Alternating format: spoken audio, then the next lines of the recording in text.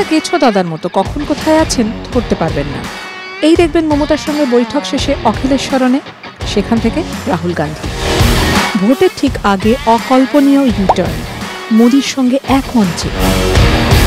জনতা দল, সমতা পার্টি, সংযুক্ত জনতা দল আজ পদে নেই তো ঘুম থেকে উঠে মুখ্যমন্ত্রীর চেয়ারে। লোকসভা ভোটে ইন্ডিয়া ব্লকের অন্যতম সূত্রধর, ভোটের আগে সুতো ছেড়ে মোদির আশ্রয়।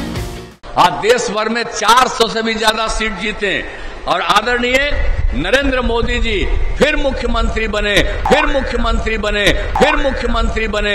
এবছরের সেরা ডিগবাজি দিলেন নীতিশ কুমার।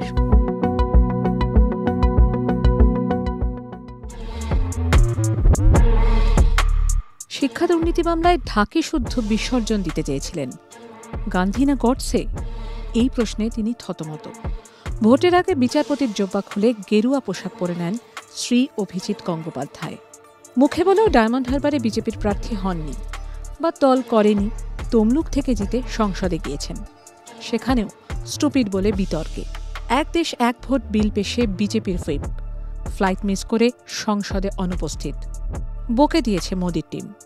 এ তো এজলাস নয়, রাজনীতির মঞ্চ। পিসিমা ভাইপোর তাল ঠোকাঠুকি নিয়ে অনেক কথা হয়। বছরের শিরোনামে এবার কাকা ভাইপো সংবাদ। কাকা শরদ পাওয়ার, ভাইপো অজিত পাওয়ার। আসল দুলাল চন্দ্র ভরের তালমিছরির মতো আসল এনসিপি কে, তা নিয়েই দড়ি টানাটানি। নির্বাচনী প্রতীক ঘড়ি কে পাবেন, জলগড়ায় আদালতে। কাকা সঙ্গ ছেড়ে বিজেপির সঙ্গে অনেক দিন ধরেই গা শোকাশুকি।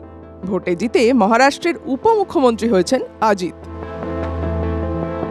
এই তো সেদিন শরদ পাওয়ারের 84তম জন্মদিন। কাকার দিল্লির বাড়িতে হাজির ভাইপো অজিত। মহারাষ্ট্রের বিধানসভায় ফিসফাস, কুছ তো খবর হ্যায়। जो नरेंद्र मोदी जी ने इलेक्टोरल बॉन्ड का कॉन्सेप्ट रखा है वो दुनिया का सबसे बड़ा एक्सटॉर्शन रैकेट है। इलेक्टोरल बॉन्ड न होते तो किस व्यवस्था में ताकत है वो ढूंढ के निकालते कि पैसा कहां से आया और कहां गया। নামে নির্বাচনী বন্ড, আসলে গোপন চাঁদা। রাজনৈতিক দলগুলির তহবিল ভোটের আগে ফুলে ফেঁপে চান না। চাঁদা অসাংবিধানিক বলে supreme court. State bank of ইন্ডিয়াকে চাঁদা সংক্রান্ত সব তথ্য নির্বাচন কমিশনে জমা করতে বলে। কমিশনকে বলে তথ্য ওয়েবসাইটে প্রকাশ করতে। তালিকা প্রকাশ হতেই তুমুল শোরগোল। নির্বাচনী বন্ডের মাধ্যমে সবচেয়ে বেশি টাকা বিজেপির ঘরে, দ্বিতীয় তৃণমূল কংগ্রেস, তৃতীয় কংগ্রেস।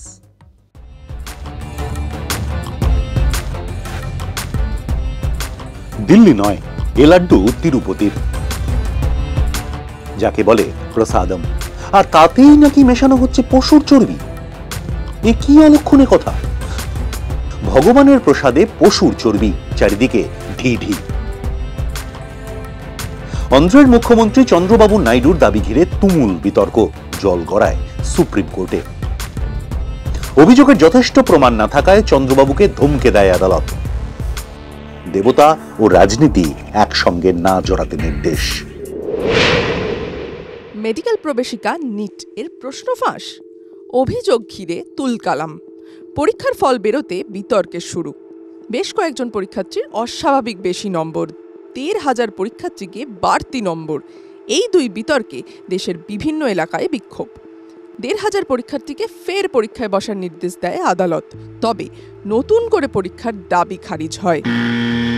বিহার, ঝাড়খণ্ডের বেশ কিছু এলাকায় কারচুপি হয়েছে, মেনে নেয় আদালত।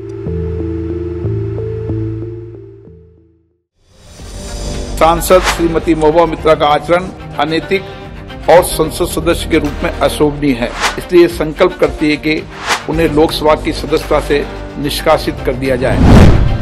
সংসদ পোর্টালের পাসওয়ার্ড শেয়ার করে ফেঁসে যান মহুয়া মৈত্র। জাতীয় নিরাপত্তা বিঘ্নিত করার অভিযোগ ওঠে।